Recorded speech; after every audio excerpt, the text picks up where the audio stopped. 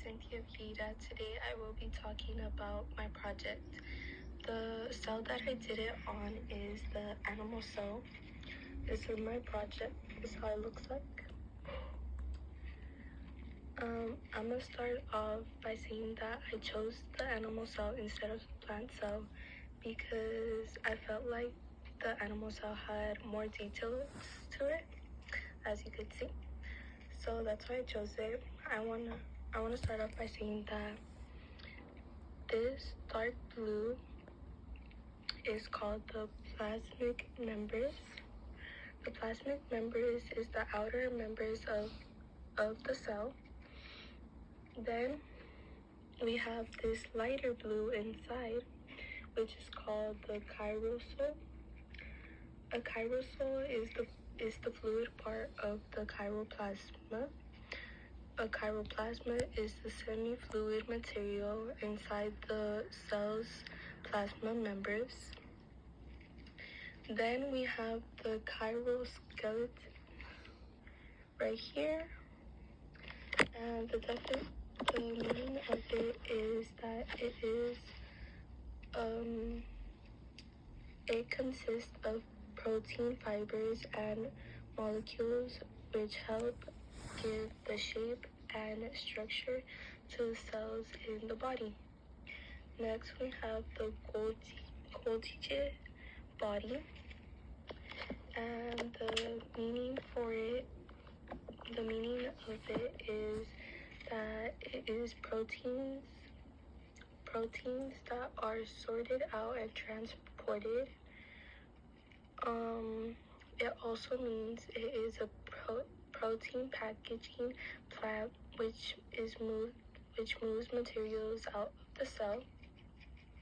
Then we have the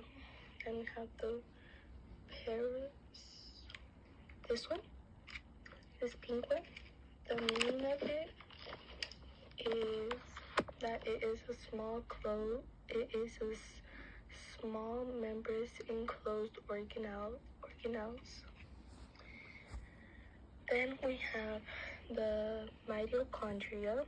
The meaning of mitochondria is that it is a members-bound organelle that converts fuel into energy and is available to the cell.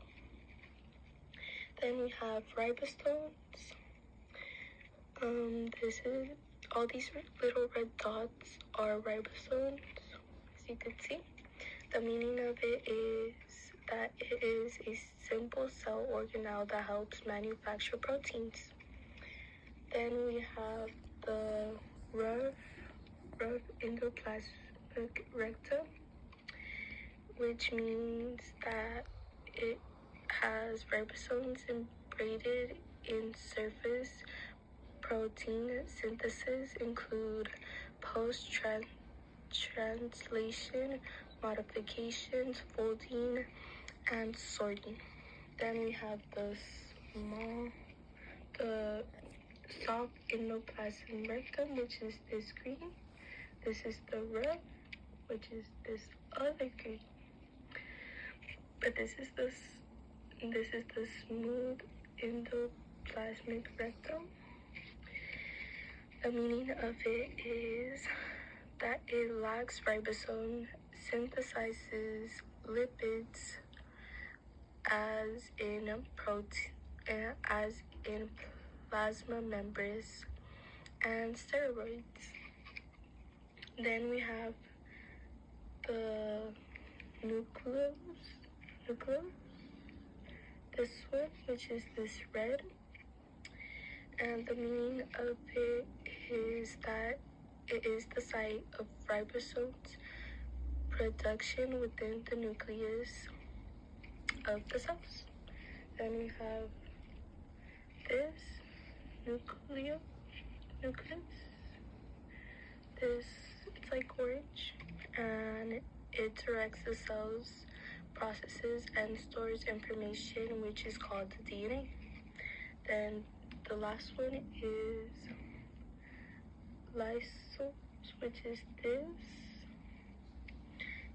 And the meaning of it is that uses enzymes to digest excess or worn out cellular substances. And that's my animal cell project. Also, I'm sorry if I mispronounced some of the words. Now, moving on to the characteristics of life. Characteristics of life is important because you need all 8 of them to be alive. The first one is that living things are made up of cells. Living things reproduce.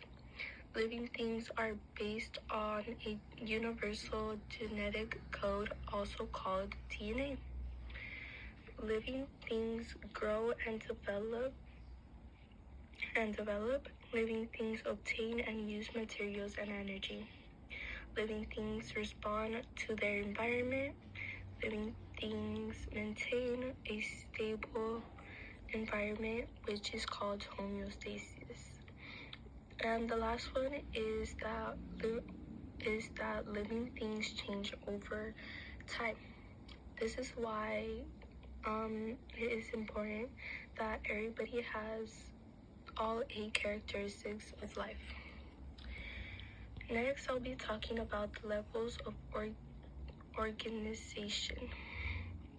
The first one is atoms, which is the basic building of all matter. Then we have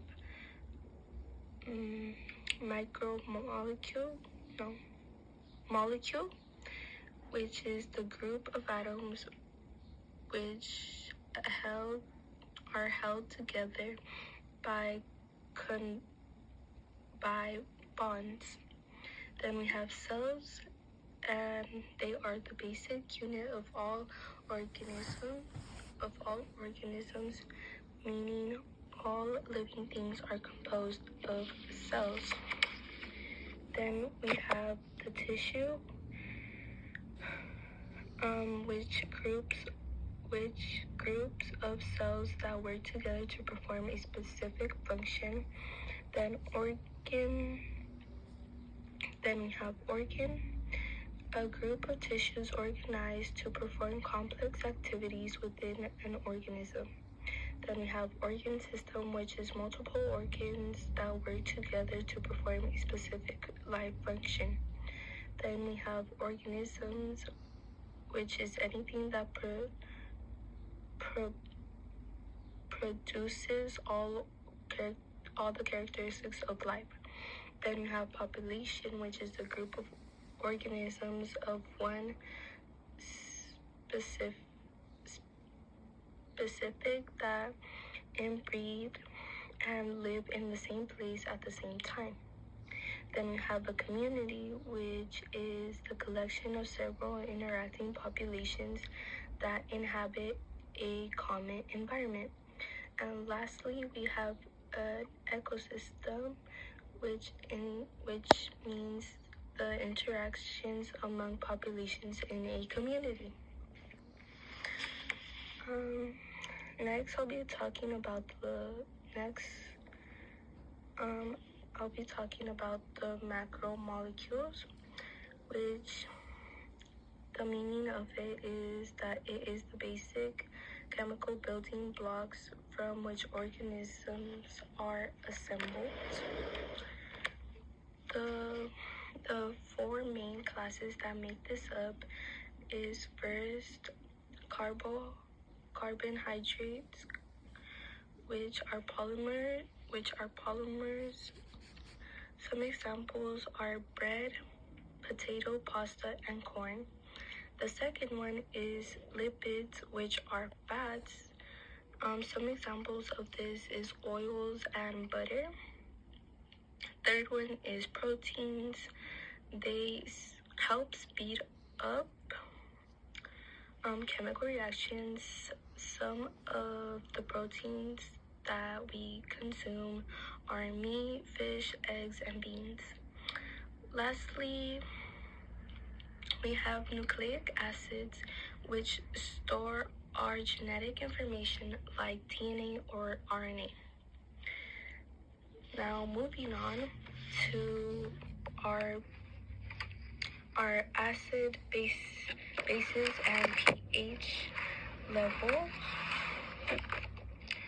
So a pH scale is to helps us tell whether something is acid or a basic or a base. It also measures the amount of H plus in our water. Acids taste sour, and the pH range for an acid is 0 through 6. Acids are compounds that break into H plus ions, and bases taste bitter and feel slippery. Bases are compounds that break into OH negative. And that's everything about acids, bases, and the pH. Next, I'll be talking about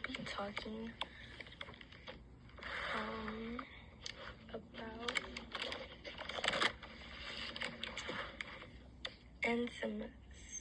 Enzymes are needed for chemical reactions to occur quickly and effectively. They speed up chemical reactions, and enzymes are proteins. They are also known as catalase.